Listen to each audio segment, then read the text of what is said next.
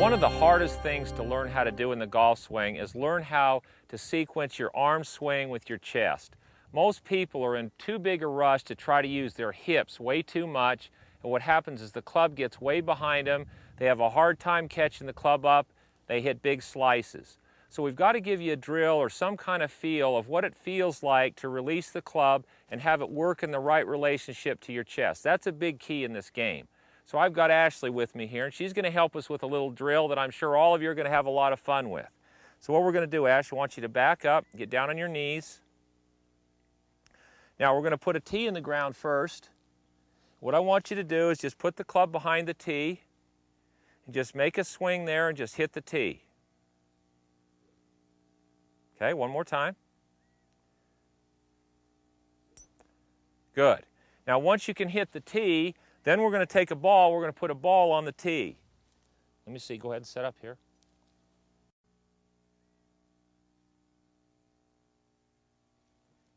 Okay, same thing, make the same swing. That drill will really help you to learn how, go ahead and make the swing for us again. That'll make you really learn how to swing the club and to get it to release on the follow-through side. That's a very important drill, and it's something you should spend a lot of time practicing. For those of you who haven't done it before, it's not quite as easy as it looks, but when you get good at it, not only will it make your swing better, you can win a lot of money with bets with that one. In the golf swing, it's very difficult to figure out how to rotate and make all your body do what it's supposed to do and not have the club get out of position. I have Alan with me here today. How you doing, Alan? Hi, Mike. Good. What we're going to do is we're going to do a drill that's going to help you to, number one, get relaxed, get yourself rotated in the position you need to be into, and have a feeling of how to deliver the club to the ball from the inside. So the drill is called the four-step drill. So if I'm going to do it here for you, you get set up to the ball, you take the club and you set it on your shoulder, then you keep your hands in front of you, you turn back, get your chest over your right foot, move the club away from you, and then from there you swing down into the ball. Come on up here. So you get set up, set the club. Now, it's important here that your arms stay relaxed and that your shoulders stay relaxed. As you bend your arms like this, it's going to pull the back muscles down, pull your lats down. It's going to hold your shoulders in position, and it'll relax the muscles in your neck. Now turn back. Now, when you turn back, make sure that you get over your right foot. That's a big mistake most people make with this drill. So start over again. Set the club on your shoulder. Turn back. Good. Move the club away, down into the ball. That drill will really help you make a swing, make a motion, get back, keep your hips level, and get a feel for how to deliver the club to the ball. I have Jody Weber with me here. Jody, how you doing? Fine, Mike. How are you? What we're going to do is we've got a drill here that's going to help you with some parts of your swing, and it's a lot of fun to do. The drill is called a walkthrough drill, and what I'm going to have Jody do here in a second is he's going to get set up, and then he's going to go ahead and hit the first ball. Then he has to step in and walk in and hit the second, and hit the third, and hit the fourth ball. And he has to continue going. He can't stop at any point. So he's got to start with the first ball, walk through, and hit them all. So go ahead.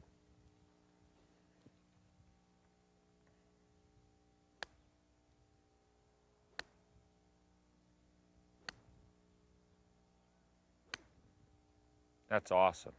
Now, Jody, what do you feel like when you do that drill? What's the biggest benefit that has for your swing? I think this drill's greatest benefit for me is that it helps my tempo. See, tempo for most people, that's a hard word to define. But what I would say, especially in watching Jody swing, the tempo is the sequence of how things happen in his swing. He tended to get really quick, and so his body would get ahead, and he was trying to catch the club up. So when I watch him do that drill, I see a sequence there that's very important and not very many people have. Plus the other thing, when you're doing that drill, is you're walking down the line, as you go from one ball and you step into the next one, it teaches you how to make the transition from the top. So it starts to teach you how to get your feet to move and your legs to move in your golf swing without having your upper body go with you. You know, golf is a very difficult sport in the sense that it's a motion game, but our feet stay on the ground. They're not moving around like when you throw a baseball or when you hit a tennis ball. So anything you can do to start to get the sequence right and get your balance to work right to left and have everything coordinate will really help you with your swing. And as you could see from Jody making those swings here, I guarantee it's helped his game, and I know it'll help yours. Balance in your golf swing. We hear balance all the time, but what is it really, and how do you practice it? I have Janet Weber with me here today. How you doing, Janet? I'm doing great, Mike. I hear you used to do a little figure skating. Yes, sir. Okay, when you used to skate, your toes in your skates, did you try to keep them quiet, or did they grab or lift when you were skating? Always kept them as quiet as we could. See, that's really important. When it comes to your golf swing, you want your toes to stay quiet. If your toes start to grab, you're getting too much forward. If they lift, you're getting too far back. As you make your golf swing, as you go into your backswing, your toes should stay quiet in your right foot. Left foot rolls in a little bit. As you start down, your right foot rolls in. Your weight goes to your left foot. Your toes still stay quiet. They don't want to grab the ground. If they do grab, you're pushing off too soon. Then as you roll over and you come up on the other side, those toes will finally grab. But you want your toes to stay as quiet as they can throughout the swing. So Janet, set up here and let's make a practice swing first. And I want you to just concentrate on keeping your toes as quiet as you can going back and coming through. Now, if you make another practice swing for us here, if you go back and your weight moves too much to your heel, you feel how your toes lift off the ground? Okay, start over again. Now this time as you go back and you get to the top, when you start down, if you try to push off real early, you feel your toes grab in your right foot? Okay, now what we're going to do is make a swing again. Now you can feel the difference. Make a back swing and a down swing where the tension level in your toes doesn't change. There you go. Now let's set up to the ball and see if we can't do the same thing. They're not going to grab or they're not going to tighten up. I promise you, if you'll spend a little bit of time working on how your toes work in your swing. Snead used to spend hours and hours hitting balls barefoot or with street shoes on. Your toes have to stay quiet. They stabilize and balance you. They don't push off. That'll ruin a lot of good golf swings. This concludes the Practice, Tips, and Drills program. I encourage you to put these practice routines and drills into your sessions at the range. Please watch the golf workout program so you better understand how to maximize. You are your own swing.